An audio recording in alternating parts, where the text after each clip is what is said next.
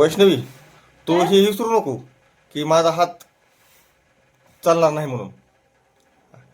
आणि माझा हात असा आहे की माझ्या हाताखाली एखादा मोठा दगड बी दिला ना तरी दगडाचा भोका करू शकतो मी.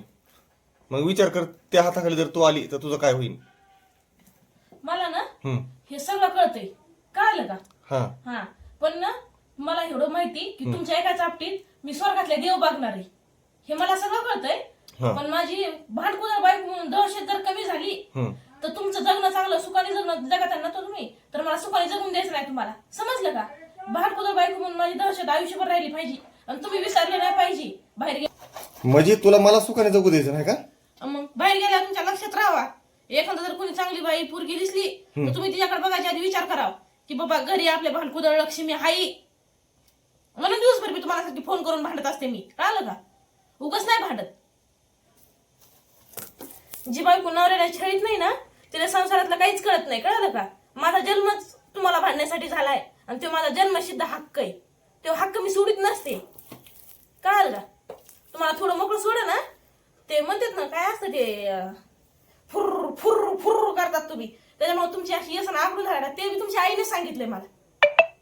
तुमची आई काय म्हणली माहिती मला? पुण्याला येताना तू पुण्याला चाललीस बाई, पण त्याची व्यसन अशी आकडून धर जशी मी धरली होती ना आतापर्यंत 30 वर्षापर्यंत, तशी आता तू व्यसन आकडून धर, नाही तर ते उलसी व्यसन दिली सुटली की ते भर फर फर करून फुरफुरच करतोय म्हणल्या, कळालं का? तुम्ही कसे तुमच्या आईने मला सगळं तुमचं गुण सांगितलंय. नाही, मला एका दिवशी हात चालवाच लागेल. हात तर चालू झाला ना तुझा भोगाच.